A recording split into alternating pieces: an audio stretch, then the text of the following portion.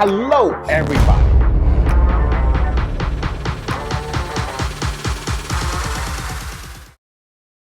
And today we still have Patrick as our special guest, and he is going to talk about real estate investing in multifamily 2023.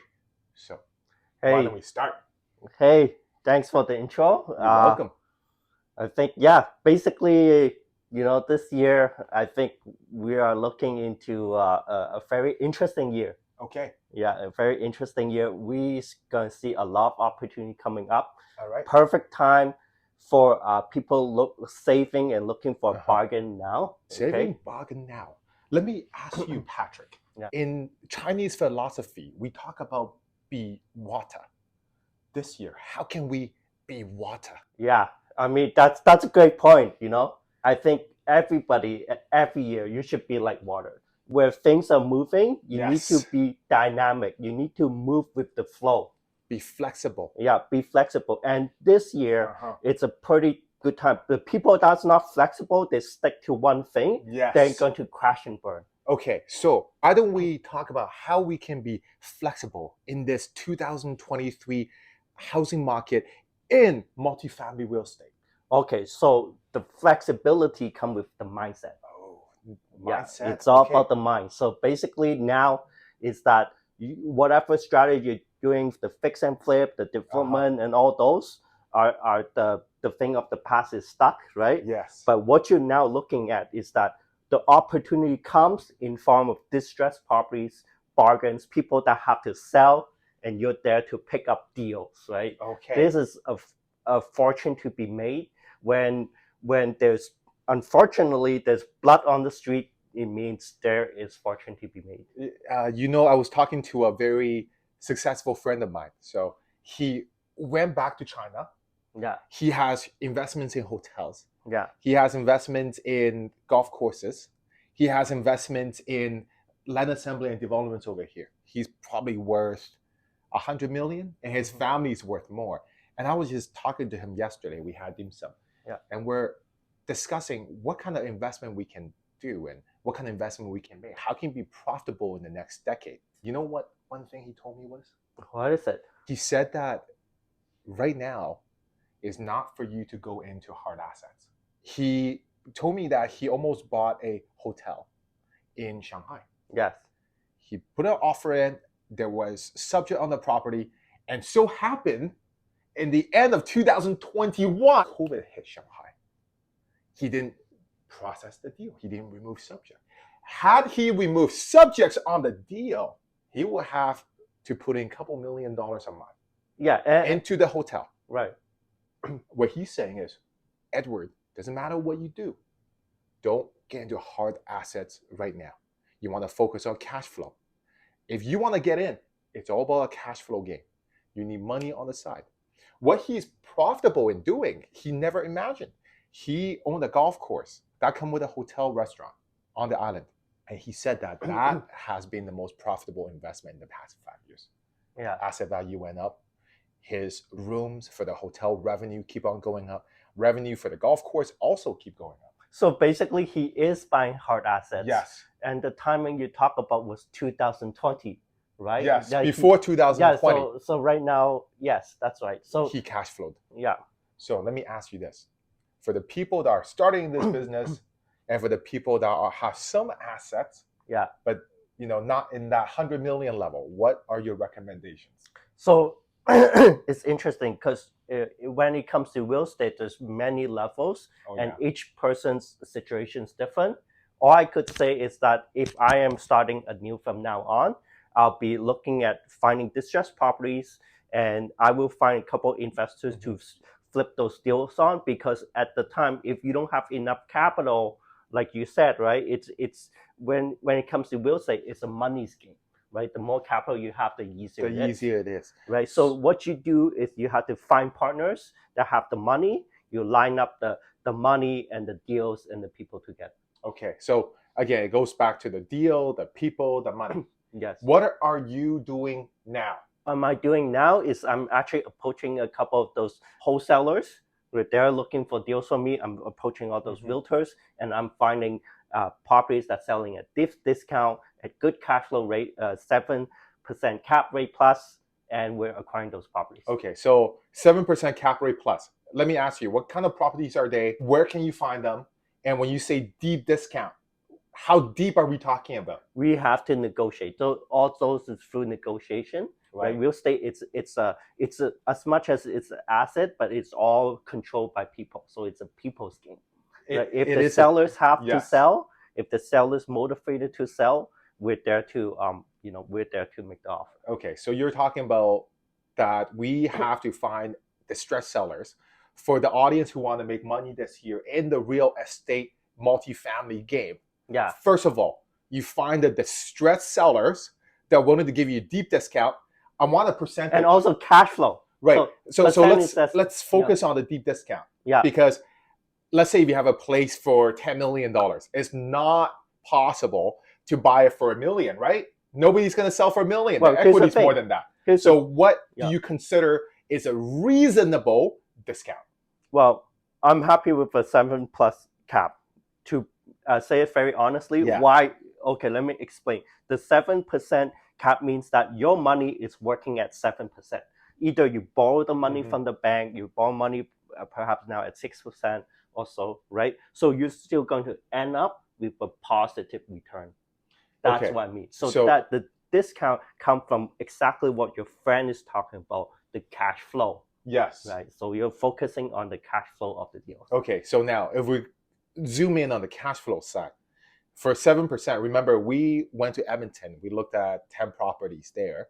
And some back then, 2021, the end of the year, some properties were 5% cap rate. Some were close to 6% cap rate. Yeah, that's correct. Yeah. Obviously, the nicer the property, the better the area. Let's say the one that we went to is by university. It's nice, it's beautiful. The quality of people there are wonderful. You get lesser cap rate, a lesser cap rate. So let me ask you this. If you can be water and you can find those, identify the right properties, what would be your margin of safety and what would be the cap rate that you'd be looking for?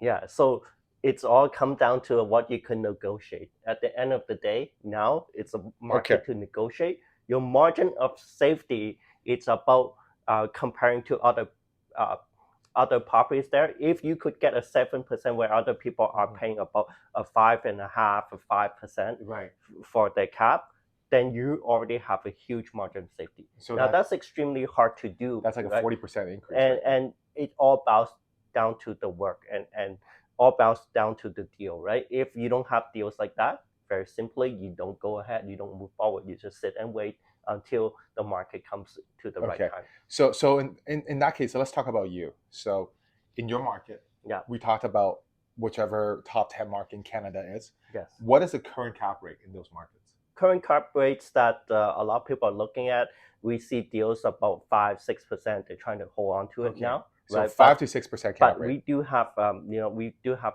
undisclosed pocket deals that's doing 10% or better. Okay. Let's say if you find a 7% cap rate deal where the average market price is 5 to 6%, would you go for it? Would you go for a 1% margin of safety? It's not a 1% margin of safety, just in relative terms. Relative terms. Usually one as a margin of safety.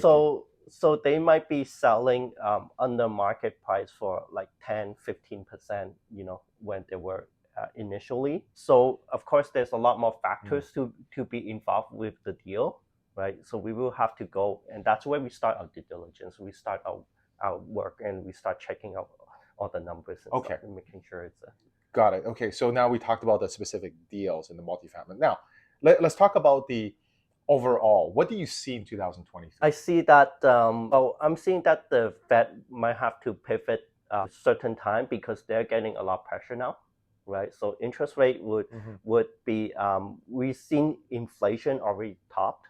Okay, it was last report came in about 6.5% inflation. Is it getting controlled? Yeah, so it's getting controlled, but not as much as they liked, right? I see that if it's not managed well, oil price would be again being another uptrend, right? So it's really hard. This market is really hard. The only way is just go out there and find and work good deals. That's it. They just keep your risk low, work good deals, make sure you have cash on hand. Okay, so you're telling us very conflicting things. Number one, find deals. Yes. Number two, if they can keep the inflation down. Number three, interest rate will come down. right? Interest rate. So Interest rate is coming down because of pressure on the Fed. pressure on the Fed. Yeah. Okay, so that this year the interest rates come down. You're saying that we already reach a height, and they're not going to be raising the interest rate anymore. It flattened out. Yeah. Basically, right now it's like look at the market. They already see we already had hit a high of back then what was it like 9%, inflation. It was at that high. Now it came down to 6.5, right? So now it's just a matter of time before the Fed has to adjust the rates. And that's what a lot of the market's feeling it. Of course, we're not there to speculate just on rates. So that's why we want a margin of safety, right? What we focus on is just picking up deals that's discounted, distressed, and then we will acquire those deals with our capital. Right. So you have the cash ready on the side. Yeah. And you're gonna go in and acquire whatever capitals whenever you see a good deal coming up. Exactly. How long should you wait? But once they do come down, then all of a sudden you have a flood of capital going to the market trying to pick whatever that's on the market. Yeah. Should you, if you find a good deal now, should you pull the trigger? Absolutely. So a lot of times is that even nobody gets the market timing correct, right? You just want to see what makes sense, and then you just go do it. So it all comes down to the deal specifically. Okay. Yeah. Got it. So that's the 2023 housing market. What are your strategies in operating these multifamilies? Oh, the thing with multifamily owners compared to single family houses is that with multifamily, they're more toward the market. So when it comes to discounting, a lot of times they're lagging behind single family houses. Yeah. So the trend is the single family house will move first, then multifamily because they have a stable income and stuff. They're not as market sensitive. Okay, so another thing this came up is I read a lot of newspaper and reports saying that 2023 there's 98% chance of having a recession. Yeah. And usually that is not good for the real estate market, multifamily, that's not good for the rates. So let me ask you, going back to the question, if somebody has cash ready on the side, should they be pulling the trigger this year or should they be pulling the trigger next year? Well, it all comes down to this, right? Investors, we're just thinking, okay, we're just looking at this very similar thing. Where can we put our cash to generate yields, right? So as an investor, if I put my cash in the bank now, I get about 4.85% with a high interest rate savings. But if I put myself into those real estate deals generating, 6-7 cap above, then I'm actually yielding a much better return compared to the money in the bank. So that's very practical way I would look and compare interest rates and where you're getting value of your money. Okay, so I think at this point it's pretty clear that 2023 you find good deals, you put money on the side. But to be quite honest with you, everybody will give you the same advice. Yeah. Okay, so is there a different advice that you will give? So the advice doesn't apply to everybody, right? If you don't have that much capital, right, there's a different strategy you do, right? You might have to flip deals, you might do wholesales, you might do other things to make money in real estate, right? Because the main point of this podcast is how I would do to make money in real estate, right? So if you have capital or you have a network of investors, then you want to buy and hold. Okay, so let's go to that. I know that you're raising some capital right now. Yes. So what are your goals this year in regard to how much capital you're raising? How many deals are you going to be buying? Do you have any solid goals? Yeah. So what are they?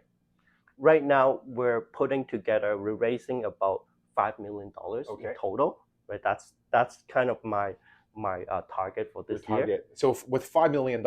And I plan to pay about $120,000 per unit. Okay, $120,000 per unit. So, but the $5 million, you're raising cash, and you can leverage. So you're going to be looking at purchasing, let's say, a $30 to $40 million portfolio. Right now, because of the bank and the financing, Mhm. you could probably do a 50-50 split, about 50 down, 50% down, 50% for the. Oh, so you're Yeah. so the leverage is about 50% right now. Yes, So that's right. your goal this year is to purchase $10 million of assets Yeah, through raising $5 million yeah, at $100 to $120,000 per unit. That's yes, what your goal is. yes, Okay, we'll see how that works. yeah. So We'll what see. have you done so far? Right now, I'm just working on it. I'm Yeah. just putting things together, putting some paperwork together, reaching out to my investors.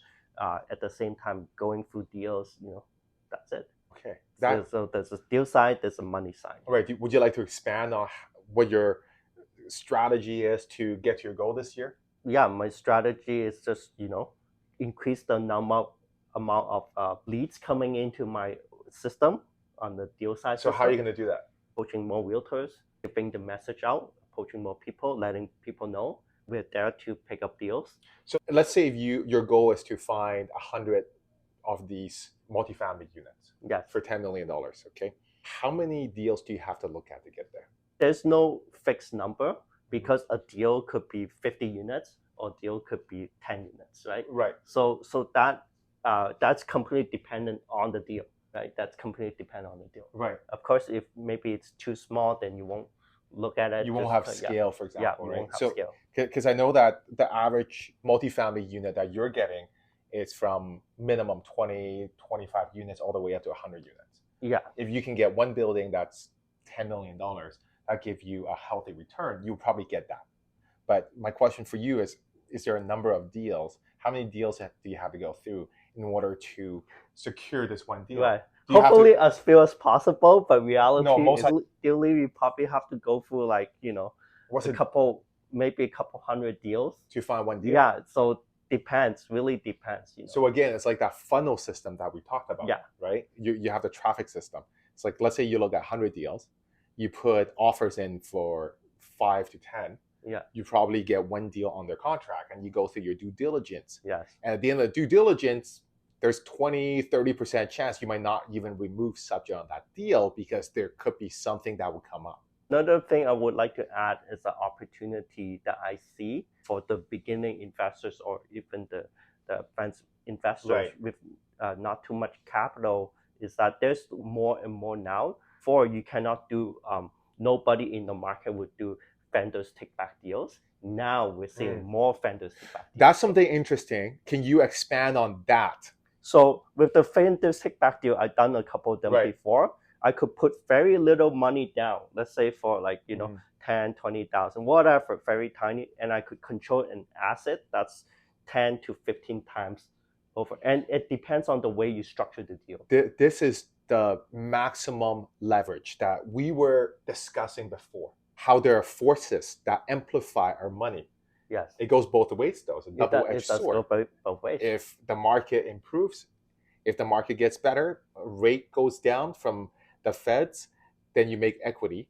However, the other way could be true. Yeah. You could be overextending yourself, not enough money in an asset, and therefore the lender can recall your loan. And let me drill down a little bit about the thing, right? With this, the good thing about vendors take back deal is that the interest rate are not like the bank because the seller are motivated to sell you the property. So they're going to That's take a highly lesser interest negotiable. rate. So you could actually, and it's completely because it's deal by deal, complete by the person, by the way that you put deals together. You could actually negotiate deals that way below the market the interest rate too. So it's totally up to you to the deal. This year, what would you say is a typical rate that you can get? Number one. Number two is, let's say out of $10 million, just keep it simple.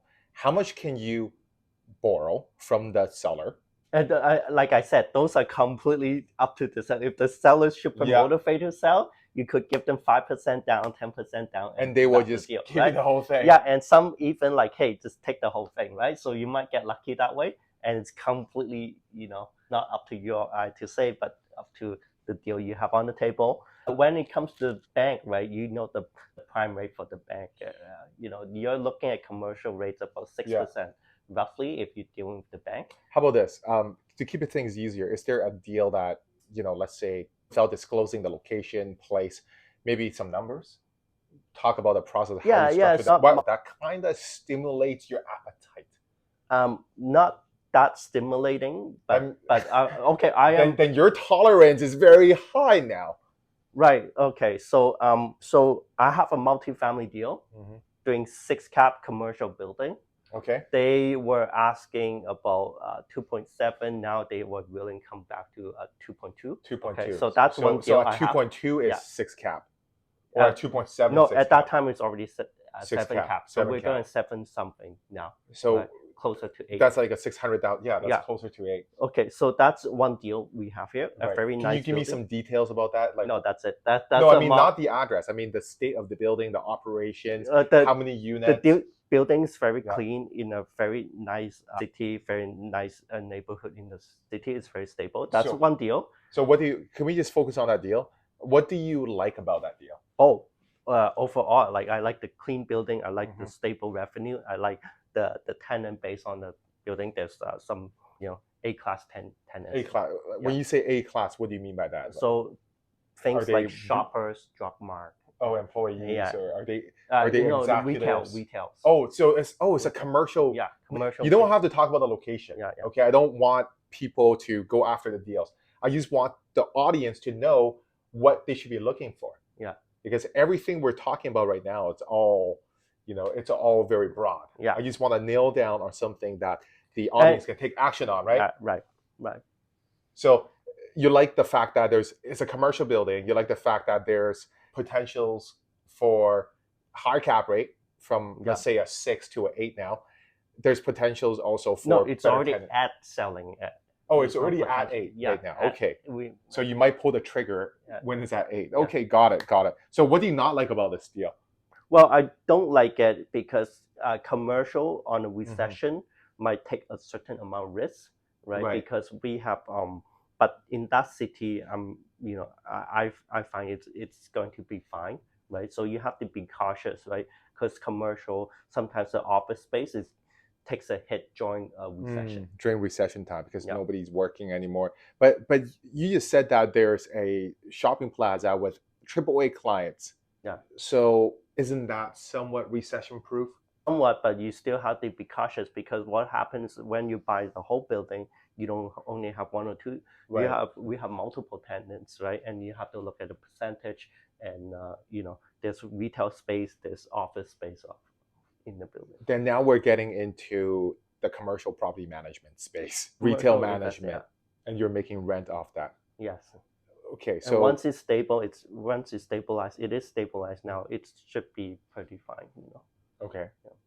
Okay, so that's one of the deals you're looking at. Yeah, right? Another deal that I think might is there a more interesting deal on the audience that don't have too much capital is that we are seeing some deals that houses that selling for $350 now could actually own them by putting only $20,000 down. Right, so that's a good leverage ratio. A $20,000 down for a $350,000 house. Exactly. Are they cash flowing? So that you will have to work with the interest rate, right? With the thing, and it's all up to negotiation. Yeah, can you give me some details on the deal? You don't have to talk about where it is because I know you see a lot of deals, but I'm just asking. Give me some details. So you can put 20%. You can put $20,000 down to secure a $350,000 deal. Asset. Yeah, that's less than completely. Like if you're playing those type of things, right? It depends on what you're paying for, right? So at that time, I would be happy when the property actually breaks even because basically you're getting a lot of good leverage. You negotiate yourself a good loan term, right? The term of the loan makes sense, right?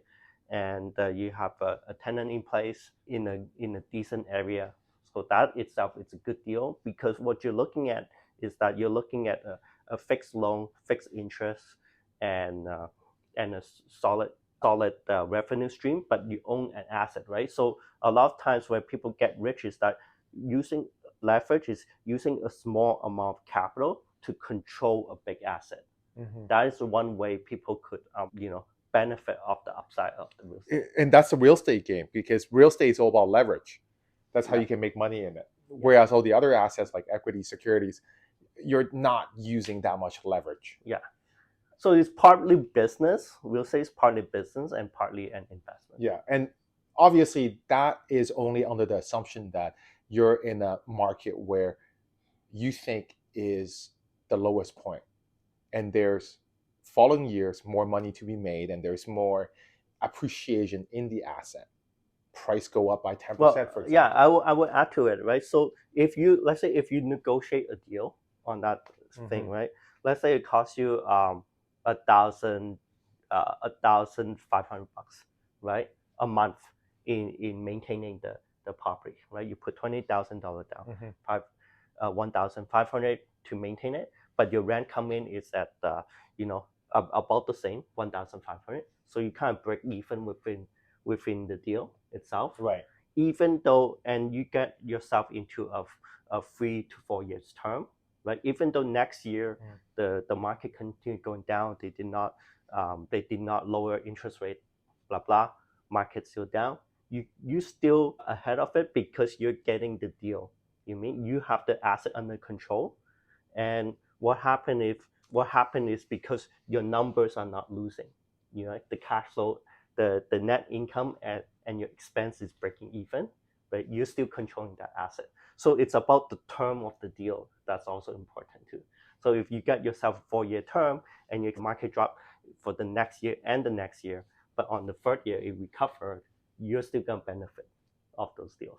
That's if you secure your So financing. and that's where it comes to negotiation. So it keeps coming up because you keep on talking about the negotiation, the deal itself, and it's very subjective. Yeah, it's very subjective. So it's not like the stock market. You buy it at this price and that. No, like what I'm trying to say is this: is that if we're being very subjective, it'd be hard for our audience to duplicate what we're doing. Of course, you can. That's the whole point. But that's the whole point of this show, is so that you can share something with the audience, so they can duplicate, they can model. The best way to duplicate is that being in the industry and just actively doing deals nonstop, like just being in the game. You know what I mean? So you could read so many books, you could take so many courses, but at the end of the game, just like a realtor, right? How you sell a house. I think at the end of the day, it depends on client, depends on the house, depends on so many factors. So if I were to talk about being a realtor, whoever is starting in real estate today, my advice, I give an advice to the company. New realtors coming in, they said, which niche should I be in? I list out every single niche in real estate. I said there's commercial, residential. You have to figure that out first. What do you want to be? Exactly. And within residential, there's the demographic. For example, you have the west side, east side of the city. You have multiple demographic, geographic. You also have different products. You have pre-sales. You have townhouses. You have roaming houses. You have single family houses with big land. You have luxury houses. So what do you want to do? I asked them. So one of the guys that came to me for advice, again, I'm not a realtor. I'm not selling anything. And I told him, I said, what are you interested in? Commercial real estate. I say, which part? Is it multifamily, or is it development, land assembly, retail, hotels, industrial? So I looked it up. He did his research and found that he's interested in land assembly for a development site. Okay, well, do you want a big development site or small development site? Okay, so a medium to small developer. So we niched down. So now he knows what to do. Then he said, how can I start? I said, well, then you go and door knock. You go knock 100 properties. You go and read the city document. See what's on the rezone, what's coming up in the next 3 to 5 years. You read the transportation plan. You see where the city is going. That's where the market is, right? You see where the trend is in the city. So he did his homework every single day. He read newspaper reports, city reports, commercial reports on a daily basis. Now he has knowledge. He knows where to start. It's not general anymore. It's not broad anymore, right? He niched down. He figured out a specific market that he's going to go and dominate. Then he studied all the top players in that marketplace. He found that there's only a select few real estate teams that are doing land assembly. Great. Copy them. See what are they selling? What are they not selling? Where can you find your niche? So same deal. He asked me for advice. He's like, okay, how do I know the price square foot of this site? Do your market research. It's easy for you to say, market research. But again, that's very broad. Right. When you talk about very broad things, people imagine they don't know how to do it. Right. What you have to do is put it into very actionable terms. So I told him this. I said, look, if you look at Collier's report, JLL reports, they will have price per square foot. They will have every single city, how much you can lease a warehouse for example. Maybe in one city is $12 a square feet, and another city is like $15 a square feet. Every quarter they have these reports. That's how you get your pricing. So what you want to say is like, look at the CMHC report. Basically, exactly. That's the same So thing. let me ask you this. Yeah. If somebody, because again, but we're talking about negotiating deals, right? Yes, but when you're negotiating deals as well, you have to know what the number you're dealing with is. You're looking at the interest rate, so you know the interest rate. First of Everybody all, knows that. Before you go into negotiation, all right, I'm an expert in negotiate over $400 million in real estate transactions for my clients, okay? You start off with a purpose, with a goal. First of all, I want to buy this luxury house. What's my goal right here? Maybe to list it for $10 million. My highest that I'm willing to do is $9.8 million because I really like this property. That's it. You don't go over that. So price. Let me ask you this. In negotiation, you have to know the product, know the price. In real estate negotiation, we have price, we have terms, right? In this case, we're talking about terms because a lot of times price we already kind of came to. Like term is the one that say, hey, you know the interest rate at this, you do your reverse calculation. Okay, if at 4% it costs you, like I said, $1,500, right? Then you do the deal. You ask them, hey, are you accepting 4%? If you say yes, then you have a deal. So that's it. So I guess my question for you is how. So when you say it's like, okay, you need let's say the market is like 5%, you can get it for 7%. It's a pretty good deal. Yeah. That's what I'm talking about the term of the vendor's take back. Okay. So you were talking with the thing how you negotiate deal with the seller. Okay. So let's say I want to buy your property, right, for $350,000. Okay, fine, price is fine, but I want it at 4% instead of the market rate. At 6%. Would you willing to do it? If you're willing to do it, then we could have a deal. That's it.